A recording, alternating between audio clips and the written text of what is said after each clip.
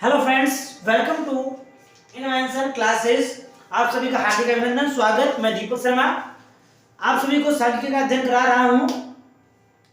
हमने अब तक हम चतुर्थ अध्याय का अध्ययन कर रहे हैं। चतुर्थ अध्याय के अंतर्गत समंकों के संग्रहण के बारे में, चतुर्थ अध्याय का नाम क्या है? समंकों का संग्रहण। समंकों के संग्रहण के बारे में विस्तार पूर्वक अध्ययन कर रहे हैं। पूर्व वाली क्लास के अंतर्गत हमने प्राथमिक समंक और द्वितीय समंकों के अंतरों के बारे में अध्ययन किया था।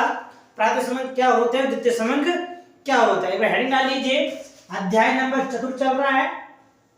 चैप्टर का हमारा जो नाम है समंकों का संग्रहण, कलेक्शन ऑफ द डाटा। समंकों का संग्रहण। समंकों का संग्रहण किस प्रकार से किया जाता है? तो समंकों का संग्रहण करने के लिए दो प्रकार की रीति का प्रयोग किया गया। पूर्व वाली क्लास हमने बताया था प्राथमिक समंक और द्वितीय समंक। हमने दोनों समंकों के मध्य में अंतर भी स्पष्ट किया था कि प्राथमिक समंक में क्या अंतर और द्वितीय समंक में क्या अंतर है। आज की क्लास के अंतर्गत हम जो प्रथम समंक था हमारा प्राथमिक समंक के अंतर्गत जो समंक के जो डाटा को एकत्र किया जाता है वो किस प्रकार से किया जाता है, कैसे किया जाता है। तो उसके डाटा को, प्राथमिक समंकों को एकत्र करने के लिए जो विधियां काम में ली जाती है उन विधियों के बारे में विस्तार पूर्वक क्रमबद्ध रूप से अध्ययन करेंगे। ठीक है, तो आज की हेडिंग डालने से विद्यार्थी प्राथमिक समंकों को संग्रहित करने की विधियां। ठीक है, हेडिंग डाल लीजिए, प्राथमिक समंकों को। हेडिंग क्या हो गई आज की? प्राथमिक समंकों को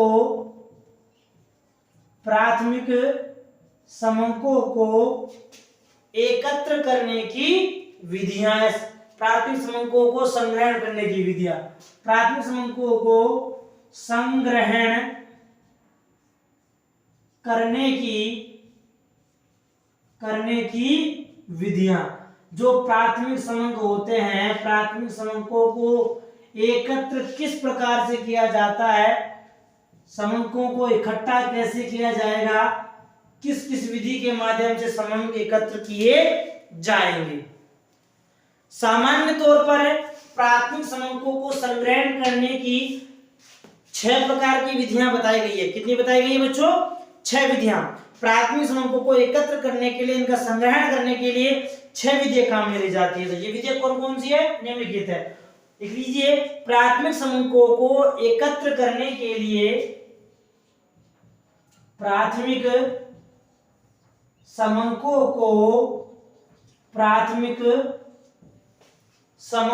को एकत्र करने या संग्रहण करने, प्राथमिक समंकों का संग्रहण करने की निम्नलिखित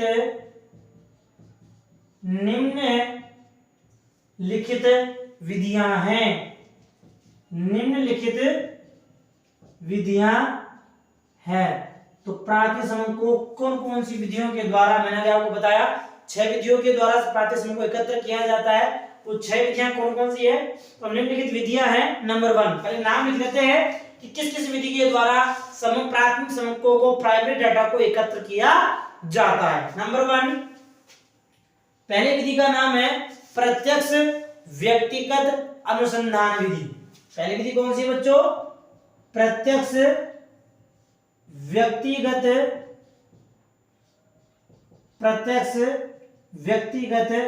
अनुसंधान विधि, डायरेक्ट पर्सनल रिसर्च मेथड।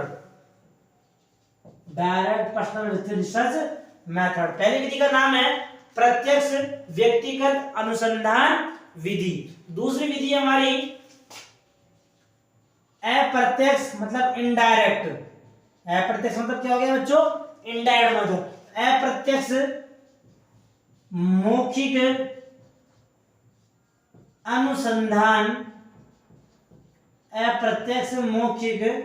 अनुसंधान विधि। दूसरी विधि हो गई। तीसरी विधि मैंने बताया 6 विधियां हैं। प्रथम विधि हमारी हो गई प्रत्यक्ष व्यक्तिगत अनुसंधान विधि, दूसरी होगी हमारी अप्रत्यक्ष मौखिक अनुसंधान विधि, तीसरी लिखिए संवाददाताओं द्वारा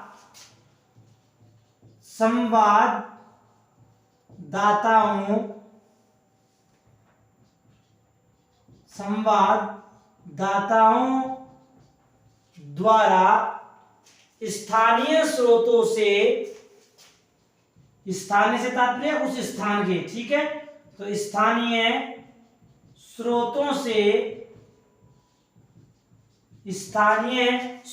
से सूचना प्राप्ति,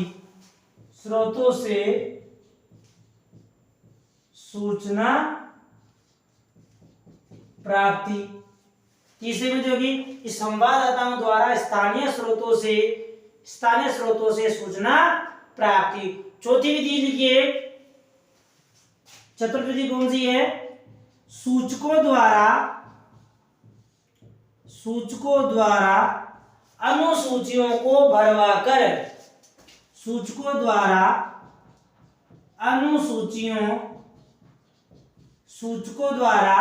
अनुसूचियों को भरकर सूचना प्राप्ति। ये बताऊंगा सब, सूची क्या होती है, अनुसूचियां क्या होती है, सूचक किसे कहा जाएगा, सभी तथ्यों का विस्तार पूर्वक अध्ययन करेंगे, लेकिन बिंदु के आने के बाद। मैंने आपको भी कहा कि हम पांचों छठों छह की छह विधियों का अध्ययन करेंगे, विस्तार पूर्वक क्रमबद्ध रूप से करेंगे। लेकिन पांचवी विधि हमारी प्रगणकों द्वारा अनुसूचियों को, अब प्रगणक कौन होता है ये मैं पूर्व में छोटी क्लास में बता भी चुका हूं, पूर्व वाले क्लास में प्रगणक क्या होता है फिर भी आपको बता दूंगा मैं, ठीक है। तो प्रगणकों द्वारा अनुसूचियों को, अनुसूची कह दो या हम ऐसे कह सकते हैं प्रगणकों के द्वारा अनुसूचियां जो भरी जाती है उनको भरकर सूचना जो प्राप्ति होती है, प्रगणकों द्वारा अनुसूचियों को भरकर सूचना प्राप्ति। यहां हो गए सूचकों द्वारा, यहां हो गए हमारे प्रगणकों के द्वारा सूचनाओं की प्राप्ति। नंबर छठी विधि लिखिए, रजिस्ट्रेशन पद्धति द्वारा, रजिस्ट्रेशन करवाते हैं कि तथ्यों का हम रजिस्ट्रेशन करवाते हैं, एंट्री करवाते हैं, रिकॉर्ड में चढ़वाते हैं, रजिस्टर में किसी रजिस्ट्रार के अंदर डिपार्टमेंट, तो रजिस्ट्रेशन द्वारा या रजिस्ट्रेशन पद्धति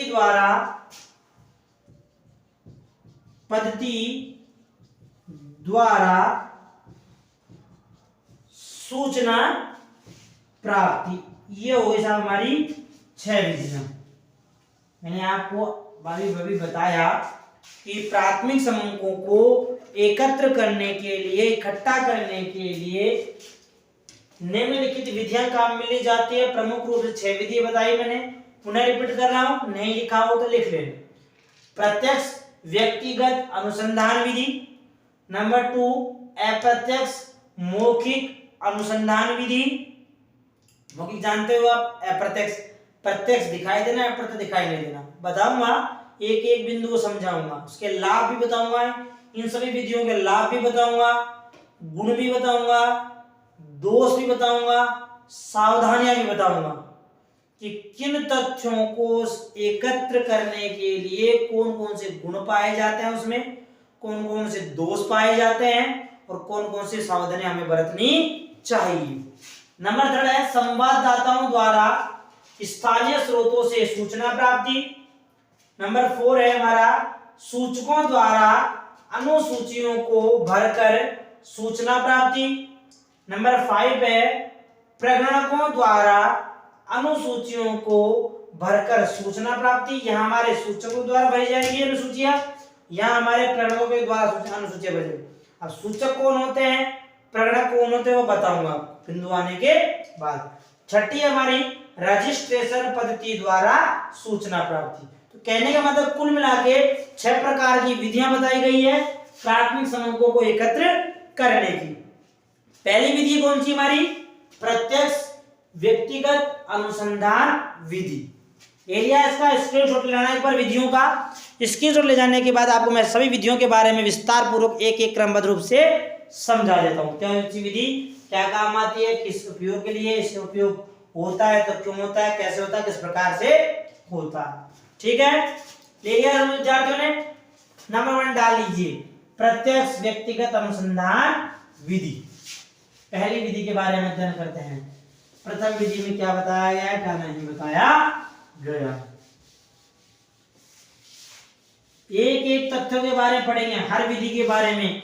इस विधि के माध्यम से सूचनाओं को किस प्रकार से एकत्र किया जाता है। डालिए सभी विद्यार्थी, प्रत्यक्ष व्यक्तिगत अनुसंधान विधि। ठीक है, लिख दीजिए।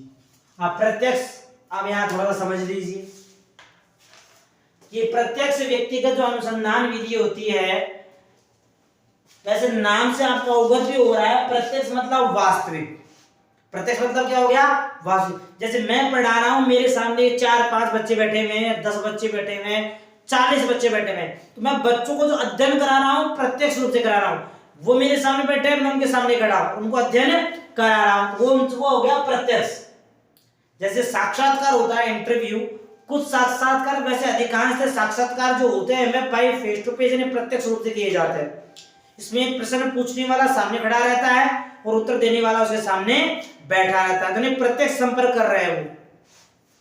तो वो जो जानकारी प्राप्त कर रहे हैं वो डायरेक्ट मेथड में आता है, यानी प्रत्यक्ष व्यक्ति आपस में परस्पर एक दूसरे के सामने बैठकर सूचनाओं और संदेशों का आदान प्रदान करते हैं, वो डायरेक्ट मेथड कहलाता है। तो प्रत्यक्ष अनुसंधान विधि भी वही है हमारी, व्यक्तिगत मतलब व्यक्ति से संबंधित। तो इसमें लिखिए, इस रीति में अनुसंधान करता इस रीति में अनुसंधान, इस रीति में अनुसंधान करता कौन होगा, जो उन तथ्यों से जो प्राथमिक समूहों को एकत्र करने का कार्य कर रहा है उस व्यक्ति को अनुसंधानकर्ता कहा जाएगा। तो इस रीति में अनुसंधानकर्ता स्वयं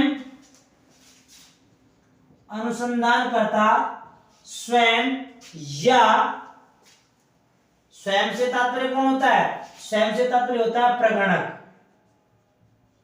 बाद में बताऊंगा प्रगणक होता क्या है, यहां स्वयं कह दिया उसने, प्रगणक या सूचना देने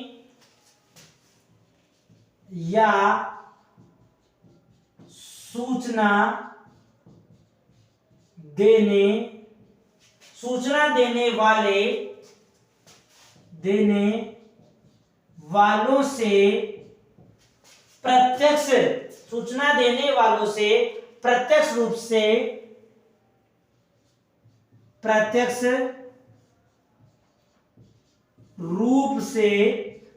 मतलब बाय फेस टू फेस समझ कह सकते हैं। समझने के लिए प्रत्यक्ष का मतलब क्या हो गया, बाय फेस टू फेस तथ्यों के बारे में जानकारी देना, उन तथ्यों के बारे में बताना। तो प्रत्यक्ष रूप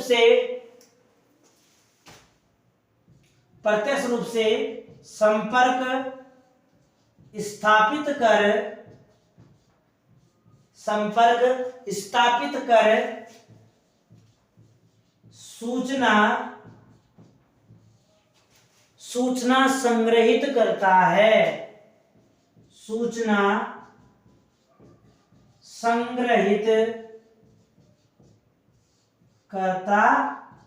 है, यानी प्रत्यक्ष व्यक्तिगत अनुसंधान विधि के अंतर्गत जो अनुसंधान करता होता है, समझ है बच्चों, जो अनुसंधान करता होता है मतलब स्वयं या फिर सूचना देने वालों से प्रत्यक्ष रूप से संपर्क स्थापित कर, मैंने अभी आपको बताया बाय फेस टू फेस संपर्क स्थापित कर सूचनाओं को क्या करता है बच्चों, संग्रहित करता है। जो प्रत्यक्ष व्यक्तिगत अनुसंधान विधि है सबसे श्रेष्ठतम अच्छी विधि कही जाती है। इस विधि के अंतर्गत गलती होने की संभावना नाम मात्र की होती है। सूचना जो प्राप्त होती है वह सूचना अधिकांशतः बिल्कुल सत्य प्राप्त होती है, झूठी संभावना होने की संभावना नाम मात्र की रहती है। तो लिख लीजिए, यह रीति ऐसे अनुसंधानों के लिए, यह रीति कौन सी थी? प्रत्यक्ष व्यक्तिगत अनुसंधान रीति या विधि।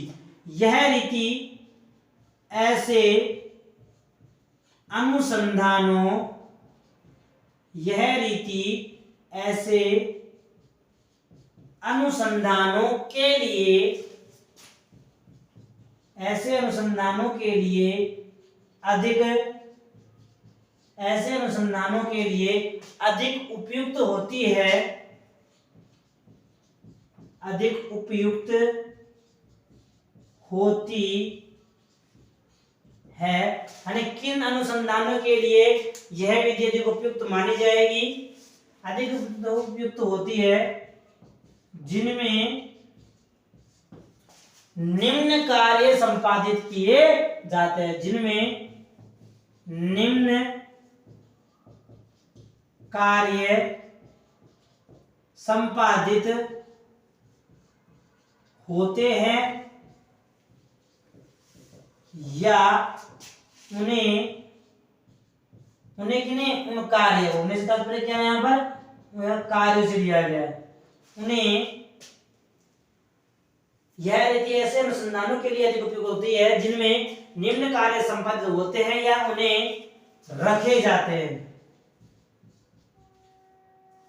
अब इतना ही काफी है, निम्न कार्य संपादित होते हैं, यही है। ठीक है, अब कौन कौन से कार्य होंगे? नंबर 1, पहला कार्य, ए पॉइंट डाल लेते हैं इसको ताकि आप कंफ्यूज नहीं होंगे। वो कौन कौन से कार्य होंगे जिनके अंतर्गत या जिन अनुसंधानों के लिए इस विधि का प्रयोग सबसे श्रेष्ठ व सर्वोपयुक्त माना जाता है। नंबर 1 लिख लीजिए कि जिनमें उच्च स्तर की, जिन अनुसंधानों में, जिन अनुसंधानों में, जिन अनुसंधानों में उच्च स्तर की, उच्च स्तर का मतलब क्या हो गया? हाई लेवल की। जिन अनुसंधानों में उच्च स्तर की शुद्धता आवश्यक हो, की शुद्धता आवश्यक हो, यानी जिन अनुसंधानों के अंतर्गत उच्च स्तर की, हमें उच्च स्तर की शुद्धता की आवश्यकता है, उस अनुसंधान में प्रत्यक्ष व्यक्तिगत अनुसंधान विधि या रीति का प्रयोग किया जाएगा या किया जाना चाहिए। यानी ये कार्य संपादन, उच्च स्तर की शुद्धता का कार्य करने के लिए आपको इस विधि का उपयोग करना ही होगा। सेकेंड लिख लीजिए, बी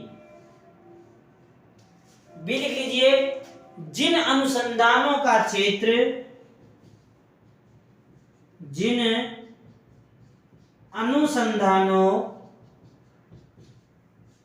अनुसंधानों का क्षेत्र कैसा होना चाहिए? क्षेत्र सीमित, क्षेत्र सीमित, समझ गए? सीमित से तात्पर्य क्या हो गया? लिमिटेड। जिन अनुसंधानों का क्षेत्र सीमित या स्थानीय, स्थानीय से तात्पर्य क्या हो गया? उस क्षेत्र से संबंधित। जिन अनुसंधानों का क्षेत्र सीमित या स्थानीय प्रकृति का हो, स्थानीय प्रकृति का हो, यानी यदि आपको कहने का मतलब ये हो गया, ऐसे अनुसंधान क्षेत्र जिनका क्षेत्र कैसा होगा? सीमित या लिमिटेड होगा। जैसे मुझे यहां से लेकर यहां तक लिखना है, जैसे मैंने आपको ये शार्पनर दिखा रखा है कि मैंने ये एरो, ये लाइन को खींच रखी है, ये मैंने लाइन इसलिए ध्यान रखी कि साहब मुझे यहां से लेकर यहां तक लिखना है ताकि विद्यार्थी को शार्पनर पर दिख जाए। तो मेरा क्या हो गया? ये क्षेत्र क्या हो गया? सीमित हो गया। क्या हो गया बच्चों? सीमित हो चुका है। यहाँ पे मुझे इसी बॉर्डर के अंतर्गत, इसी बाउंड्री में इन तथ्यों को प्रस्तुत करना है और लिखना है। समझ आ गई बात? तो उन क्षेत्रों का सीमित या स्थानीय हो तो मुझे कौन सी विधि का प्रयोग करना पड़ेगा? प्रत्यक्ष व्यक्तिगत अनुसंधान विधि का प्रयोग करना चाहिए। नंबर 3, ऐसे अनुसंधान क्षेत्र, ऐसे अनुसंधान क्षेत्र जहां समंको को, समंक समझ गए बच्चों, डाटा, जहां समंको को क्या रखना हो, गुप्त, गुप्त से तात्पर्य क्या हो गया, उन्हें छुपा कर रखना हो, उन्हें समंको को गुप्त रखना हो। यदि मुझे किसी समंकों को गुप्त रखना है, क्या रखना बच्चों, गुप्त मतलब छुपा कर, किन्हीं समंकों को, सूचनाओं को, डाटाओं को छुपा के रखना है, तो भी मैं या मेरे द्वारा या अनुसंधानकर्ता के द्वारा प्रत्यक्ष व्यक्तिगत अनुसंधान विधि का ही प्रयोग किया जाना चाहिए। यदि आपको आपके समंकों की सूचनाएं गुप्त रखनी है, उसको ओपन नहीं करनी है समाज के लोगों के लिए, तो आपको इसी विधि का प्रयोग करना चाहिए। नंबर 4 लिख लीजिए, जहां समंकों की, डी पॉइंट, जहां समंकों की मौलिकता, जहां समंकों की मौलिकता पर अधिक ध्यान दिया गया हो, यानी जिन अनुसंधान क्षेत्रों के अंतर्गत समंकों की मौलिकता पर अधिक जोर दिया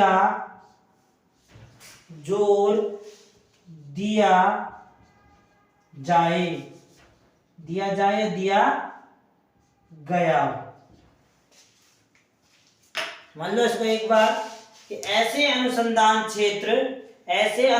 क्षेत्र जहां समंकों की मौलिकता पर अधिक जोर दिया गया हो, यानी यहां पर जिन ऐसे अनुसंधान क्षेत्र जहां पर समंक उसके लिए प्रथम प्रायिकता रखती हो, समंकों के आधार पर ही उसका जो डाटा है, उसकी सूचनाएं हैं, लोगों में उस तथ्य से संबंधित छाप छोड़ते हो, मस्तिष्क में छाप छोड़ते हो कि सब हाँ साहब वह जो संस्था है, वो फला जो संस्था है, वह बिल्कुल उसके द्वारा जो भी आंकड़े होते हैं सही प्रस्तुत किए जाते हैं। जैसे हम कह सकते हैं, आपके पास घर में सभी के पास न्यूज़पेपर आता है, सभी घर में न्यूज़पेपर आता है, कोई दैनिक भास्कर लेता है, कोई राजस्थान पत्रिका लेता है, कोई डेली न्यूज लेता है, कोई दैनिक नवज्योति लेता है, कोई और अलग अखबार लेता है, ठीक है। तो ये सभी अखबार आ गए।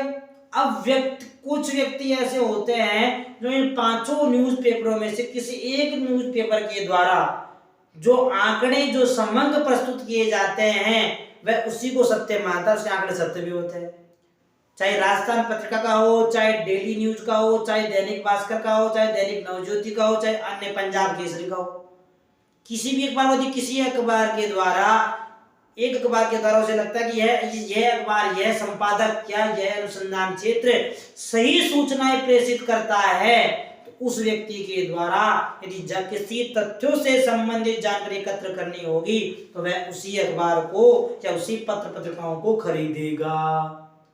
सो क्यों खरीद रहा है, मौलिकता उसे अधिक क्यों दे रहा है, क्योंकि उस समाचार पत्र पत्रिका के द्वारा व्यक्ति को सही शुद्ध सूचनाएं प्राप्त हो रही है, इसलिए वह उस अखबार के अधिक मौलिकता को प्रकट कर रहा है। तो यहाँ पे कहने का तात्पर्य यही है कि जहां समंकों की मौलिकता पर अधिक जोर दिया गया हो, वहां पर भी प्रत्यक्ष व्यक्तिगत अनुसंधान विधि का ही प्रयोग किया जाता है।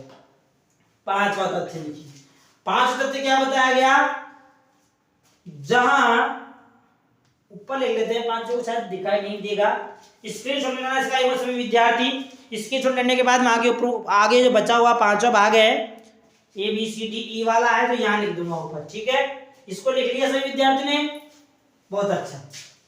यहाँ लिख देता हूँ छठा पॉइंट आपके बारे में, इसके बारे में क्या बताया गया है, छठा पॉइंट यहाँ लिख लीजिए। छठा पॉइंट क्या बताया गया, ABCDE वाला पॉइंट। ई पॉइंट क्या बताया, ई पॉइंट लिख लीजिए कि जहां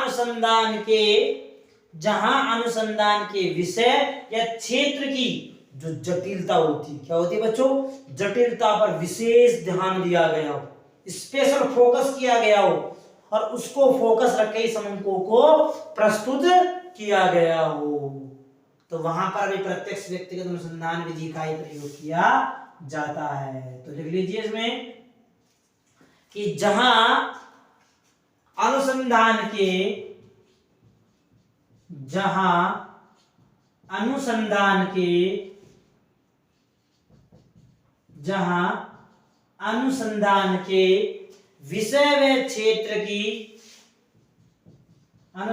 के विषय व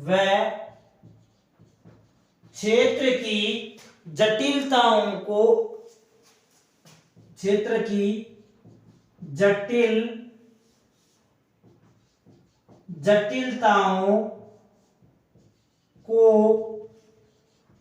ध्यान में रखकर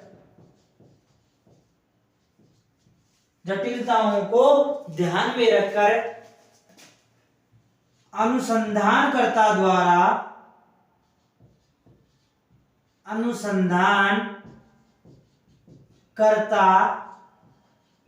द्वारा स्वयं समंक एकत्र किए जाते हो या संग्रहित किए जाते हो, स्वयं समंक संग्रहित करे।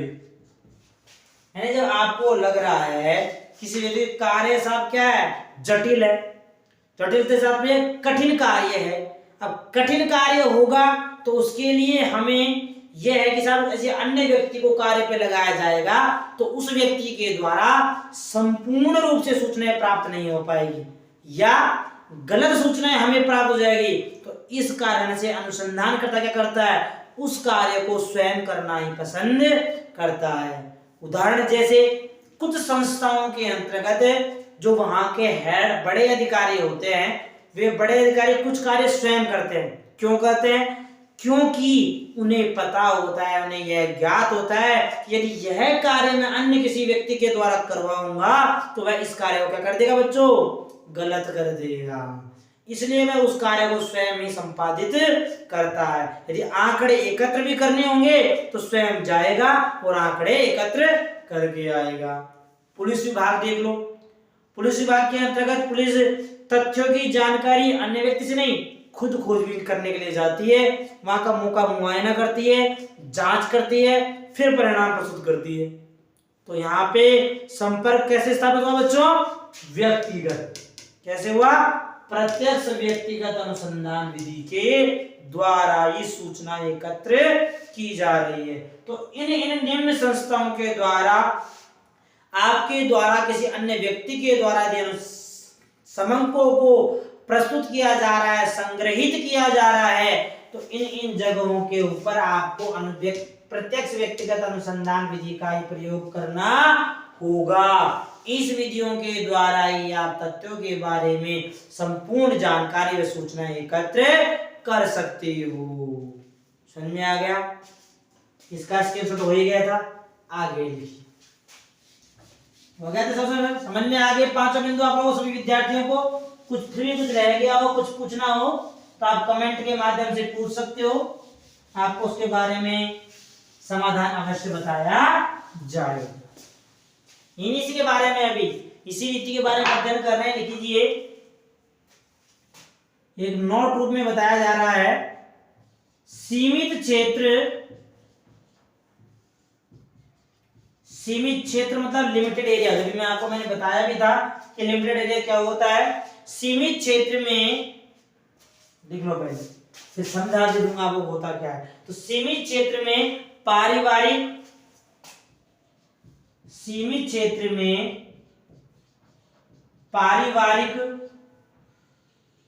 एवं अन्य व्यय एवं पारिवारिक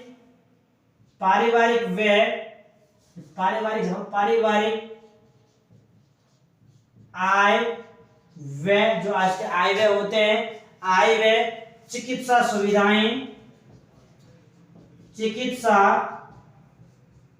सुविधाएं, जो चिकित्सा से संबंधित सुविधाएं होती है हमारी, सीमित क्षेत्रों में पारिवारिक तथ्य, आय व्यय संबंधित तथ्य, चिकित्सा सुविधाएं संबंधित तथ्य, मजदूरों के रहन सहन, मजदूरों के रहन सहन, जो उनके रहन सहन की जो स्थिति होती है उनको प्रस्तुत करने के लिए रहन सहन की स्थिति, रहन सहन स्थिति कैसे रहते हैं, जीवन यापन कैसे होता है, किस प्रकार से अपना जीवन यापन करते हैं। तो मजदूरों के रहन सहन की स्थिति, पत्र पत्रिकाओं को पढ़ने की प्रवृत्ति,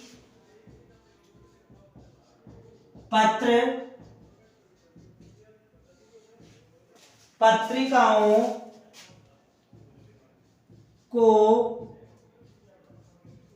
पढ़ने की प्रवृत्ति, जो मैंने अभी आपको उदाहरण दिया सभी पत्र पत्रिकाओं के बारे में, या व्यक्ति के द्वारा कौन से पत्र पत्रिकाएं पढ़ी जाएगी जिसके द्वारा संबंध सही प्रस्तुत किए गए हैं, आदि से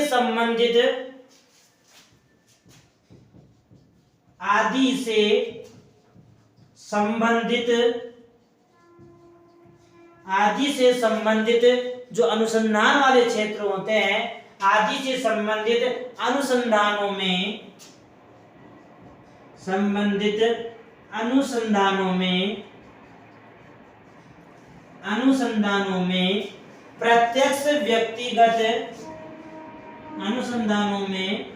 प्रत्यक्ष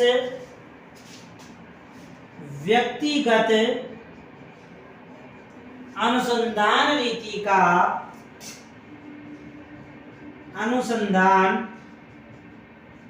रीति का प्रयोग किया जाता है। यानी इन क्षेत्रों के अंतर्गत, पुनः समझ लो, एक बार समझा देता हूं क्या कह रहा है प्रश्न। सीमित क्षेत्र में, यानी हमने पूर्व में पढ़ा कि जो प्रत्यक्ष व्यक्तिगत अनुसंधान रीति है, इस रीति का प्रयोग सीमित क्षेत्र में जो किया जाता है, सीमित क्षेत्र में कहां किया जाएगा, यहां बता दिया, पारिवारिक आय व्यय से संबंधित, चिकित्सा सुविधाएं, मजदूरों के रहन सहन की स्थिति, पत्र पत्रिकाओं के पढ़ने की प्रवृत्ति आदि। कहने का तात्पर्य यह कुल मिला के कि पारिवारिक जो भी कार्य किए जाएंगे, ये क्या हो गया, सीमित क्षेत्र हो गया। अब इस सीमित क्षेत्र के अंदर हमें किसी व्यक्ति के बारे में, किन्हीं तथ्यों के बारे में जानकारी प्राप्त करनी है, तो कैसे कर सकते हैं बच्चों, प्रत्यक्ष व्यक्तिगत अनुसंधान रीति द्वारा कर सकते हैं। आय व्यय संबंधित, आय व्यय क्या पूरा लेना है, किसी व्यक्ति की इनकम और एक्सपेंडिचर जानने हैं हमको, तो प्रत्यक्ष व्यक्तिगत संपर्क द्वारा ही जान सकते हैं। चिकित्सा संबंधित सुविधाएं, कितना खर्चा हुआ बीमारी के ऊपर, 1 लाख का, 2 लाख का, 10 लाख का, 20 लाख का, हमें थोड़ी पता कि राम ने इतना खर्चा उठाया। यदि हमें पता करना है कि राम ने कितना एक्सपेंसेस किया, तो उसके क्या करेंगे हम, उसके लिए हम उस व्यक्ति से प्रत्यक्ष बाय फेस टू फेस संपर्क किया जाएगा, तब ज्ञात होगा साहब उस व्यक्ति के बीमारी में इतना खर्चा हुआ है। मजदूरों का रहन सहन, जो जीवन यापन करते हैं, अब हमें क्या पता फुटपाथ पे रहने वाला व्यक्ति किस प्रकार का भोजन करता है, किस प्रकार के वेशभूषा पहनता है, नहीं पता लग सकता, बैठे बैठे बता सकते हैं नहीं। उनके बारे में जानना है तो हमें किस विधि का प्रयोग करना पड़ेगा, प्रत्यक्ष व्यक्तिगत अनुसंधान रीति के द्वारा उस व्यक्ति से बाय फेस टू फेस मिला जाएगा, तभी हम सही सूचनाएं और समझ एकत्र कर सकते हैं। पत्र पत्रिकाओं के पढ़ने की प्रवृत्ति, कि कितने लोग राजस्थान पत्रिका पढ़ते हैं, कितने लोग दैनिक भास्कर पढ़ते हैं, कितने लोग दैनिक नवज्योति पढ़ते हैं, कितने लोग पंजाब केसरी पढ़ते हैं आदि। ये सब इसका डाटा प्राप्त करना है। तो जो लोग पत्र पत्रिकाएं बांटते हैं, या मुझे मान लो बस्सी के बारे में जानकारी प्राप्त करनी है, जयपुर जिले के बारे में प्राप्त करनी है, साहब आमेर के बारे में जानकारी प्राप्त, आमेर में जो आबादी है 10,000 की, 10,000 में से कितने लोग तो राजस्थान पत्रिका वाला अखबार पढ़ते हैं, कितने लोग दैनिक भास्कर वाला पढ़ते हैं, कितने लोग पंजाब केसरी वाला पढ़ते हैं, कितने लोग दैनिक नवज्योति वाला पढ़ते हैं। तो इसकी जानकारी कैसे प्राप्त होगी, मैं प्रत्येक घर में जाऊंगा, और वहां से समंक उठाऊंगा डाटा कि सर इस घर के अंतर्गत ये एक व्यक्ति पत्रिका पढ़ता है, ये दैनिक भास्कर पढ़ता है, तो वो समंक एकत्र करूंगा। तो वहां पर कैसे करूंगा? प्रत्यक्ष व्यक्तिगत संपर्क के द्वारा। तो वहां पर भी इस विधि का प्रयोग किया जाता है। ये सीमित क्षेत्र बताया गया है कि इन क्षेत्रों के अंतर्गत प्रत्यक्ष व्यक्तिगत अनुसंधान विधि का प्रयोग किया जाता है। आगे लिखिए, लेपने ने एक प्रमुख अर्थशास्त्री रहे हैं, उन्होंने जो प्रत्यक्ष व्यक्तिगत अनुसंधान विधि है इसका प्रयोग किया, तो किस रूप में किया? लिख लीजिए, लेपले ने प्रमुख अर्थशास्त्री, ऐसे लिख लो, प्रमुख अर्थशास्त्री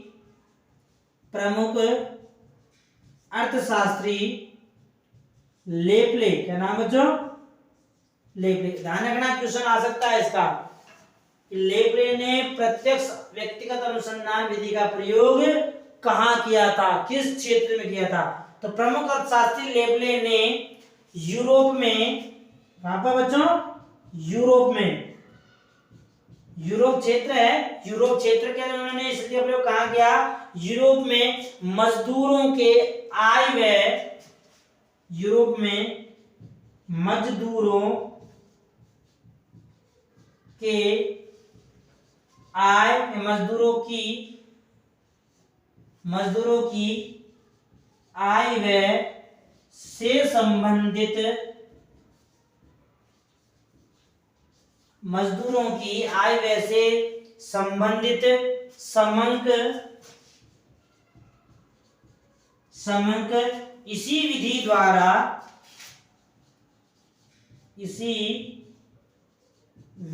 द्वारा एकत्र या संग्रहित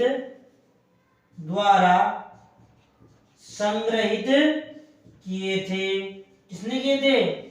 लेपले ने, जो प्रमुख हमारे अर्थशास्त्री रहे हैं, लेपलो के द्वारा सर्वप्रथम इस विधि का जो प्रयोग किया गया उसने लेपले ने किया। कब किया था? यूरोप में किया था, मजदूरों की आय व्यय संबंधी आंकड़ा एकत्र करने के लिए। आय व्यय हमने यहाँ पढ़ा, आय व्यय संबंधित कौन सा क्षेत्र हो गया? सीमित क्षेत्र। सीमित क्षेत्र हो गया तो हम कैसे समंकों को एकत्र प्राप्त कर सकते हैं? शुद्ध समंक कैसे प्राप्त कर सकते हैं? प्रत्यक्ष व्यक्तिगत अनुसंधान विधि द्वारा। वैसे हम प्राथमिक समंकों को एकत्र करने के लिए 6 में से कोई सी विधि अपना सकते हैं, लेकिन यदि हमें समंक को शुद्ध प्रकट करने हैं, सही प्रकट करना है, तो सीमित क्षेत्र के अंदर इसी विधि का प्रयोग किया जाता है। किसने कहा था? ये लेपले ने कहा था, यूरोप के अंतर्गत मजदूरों की आय व्यय से संबंधित तथ्य। एक प्रमुख विद्वान हमारे आर्थक यंग भी रहे हैं। क्या रहे हैं बच्चों? आर्थक यंग। आर्थक यंग ने भी समूह को एकत्र करने के लिए जिस विधि का प्रयोग किया वो कौन सी विधि थी हमारी? यही विधि थी। उन्होंने किस क्षेत्र में किया उसके बारे में लिखते हैं। पहले इसका स्क्रीनशॉट ले लेना, लिख लेना इसके बारे में। कुछ पूछना हो तो अभी कमेंट के माध्यम से आप कमेंट कर देना, उसके बारे में आपको मैं जरूर बताऊंगा। लिख लिया सभी ने? बहुत अच्छा, आगे लिख लीजिए। इसी विधि के अंदर चल रहे हैं, अभी तक हम इसी विधि के बारे में जानकारी एकत्र कर रहे हैं। ठीक है, लिख लीजिए आगे। प्रमुख अर्थशास्त्री आर्थर यंग ने, इसी में चल रहे हैं, प्रमुख अर्थशास्त्री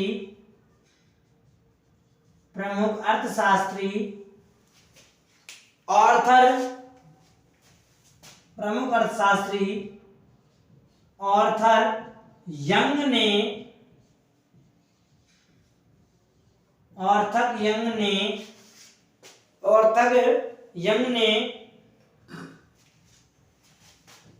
कृषि उत्पादन संबंधित तथ्य इसी रीति द्वारा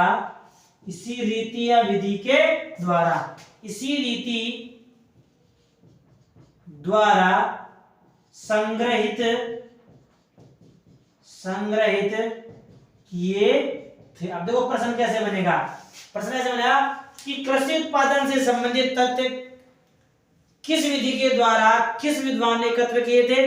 तो तो उसमें आपका आंसर हो गया प्रत्यक्ष व्यक्तिगत अनुसंधान विधि द्वारा प्रोफेसर आर्थर यंग ने एकत्र किए थे। 2 प्रश्न लगे, वैसे लेफ्ले का बन जाएगा, वैसे ऑर्थर का बन जाएगा, इन दोनों का बन जाएगा। ठीक है, आगे लिखिए, इस रीति के द्वारा,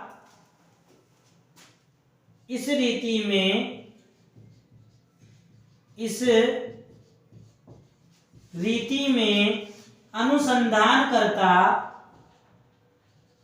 इस रीति में अनुसंधानकर्ता, मैंने बताया अनुसंधानकर्ता कौन होता है, जो सूचनाओं को समूह को एकत्र करने का कार्य करता है। इस रीति में अनुसंधानकर्ता को समंक एकत्र करते समय, समंक एकत्र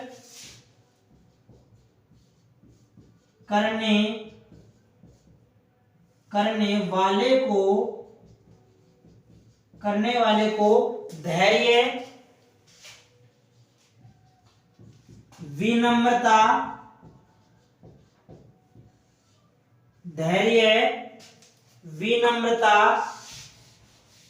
निष्पक्षता,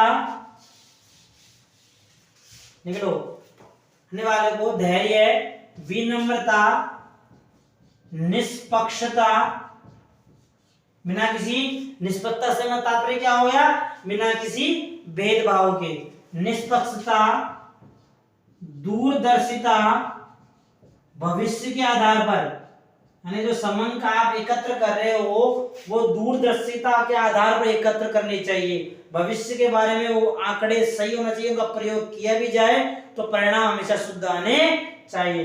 दूरदर्शिता, इस रीति में अनुसंधानकर्ता को समंक एकत्र करने वाले को धैर्य, विनम्रता, निष्पक्षता, दूरदर्शिता से कार्य करना चाहिए। अब ये कार्य क्यों करेगा, तथा कार्य करना चाहिए जिससे, ऐसे लिखो, जिससे परिणाम शुद्ध व सही प्रकट हो।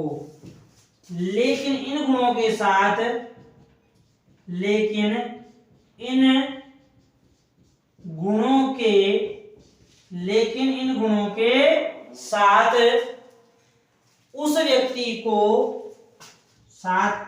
उस व्यक्ति कह दो या अनुसंधानकर्ता कह दो, ठीक है, उस व्यक्ति को उस क्षेत्र जिस क्षेत्र में अध्ययन कर रहा है को उस क्षेत्र या स्थानीय भाषा, जिस क्षेत्र में अनुसंधान कर रहा है उसे उस क्षेत्र, स्थानीय भाषा, रीति रिवाज उस क्षेत्र का, ठीक है, रीति रिवाज, रहन सहन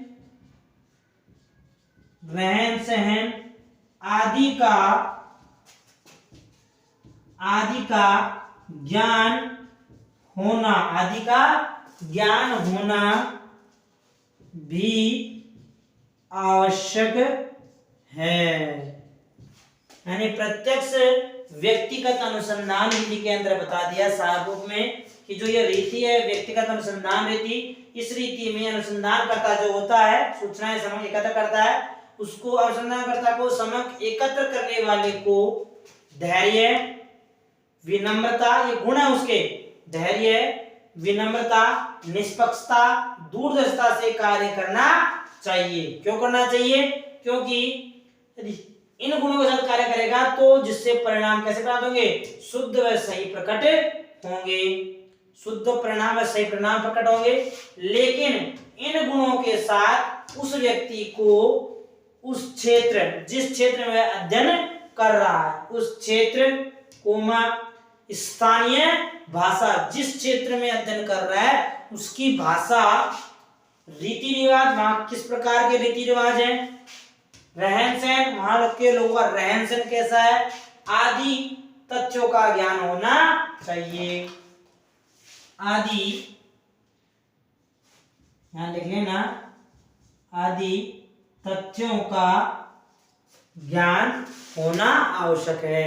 यदि उन्हें इन सभी तथ्यों का ज्ञान होगा तो वह सूचनाएं सही व शुद्ध प्रकट करेगा। समझ आ गई कि हमारी सामान्य भाषा में प्रत्यक्ष व्यक्ति अनुसंधान विधि के बारे में बताया गया कि ये विधि होती क्या है, कैसे कार्य करती है, कहाँ इसका उपयोग किया जाता है। अब पढ़ेंगे इसके, मैंने आपको बताया था कि सब प्रत्येक विधि के बारे में हम गुण, दोष, सावधानियां, लाभ, हानि, विशेषताएं, सभी तथ्यों के बारे में क्रमबद्ध रूप से अध्ययन करेंगे। ये इसका सामान्य इंट्रोडक्शन हो गया, परिभाषा हो गई, परिचय के अध्याय कह सकते हैं कि ये प्रत्यक्ष व्यक्ति अनुसंधान विधि कहाँ प्रयोग में ली जाती है, कौन से अनुसंधान काम में। आगे वाली क्लास में अध्ययन करेंगे प्रत्यक्ष व्यक्ति अनुसंधान विधि के गुण या दोष, सावधानियों के बारे में। इसके जो लेना है सभी विद्यार्थी समझ में आ गया हो सभी को अच्छी तरह से। वैसे आप परिभाषाओं को, तथ्यों को एक बार में सेट कर समझ लो तो आपको शायद गुण दोष एग्जाम में लिखते समय कोई ज्यादा दिक्कत नहीं आएगी, समझते समय भी। फिर भी आपको जो कंपटीशन के वाले विद्यार्थियों के लिए काम दे जाएगी तथ्य, ये बिंदु, तो गुण दोष का अध्ययन करेंगे हम आगे वाली क्लास के अंतर्गत। तो वेट करना, इंतजार करना कल के लिए। कल जरूर बताया जाएगा आपको कि प्रत्यक्ष व्यक्तिगत अनुसंधान में कौन कौन से गुण दोष पाए जाते हैं। ठीक है, इसके लेना, चैनल को लाइक जरूर करना, सब्सक्राइब भी करना, शेयर भी करना, कमेंट अवश्य डालना। ठीक है, ओके।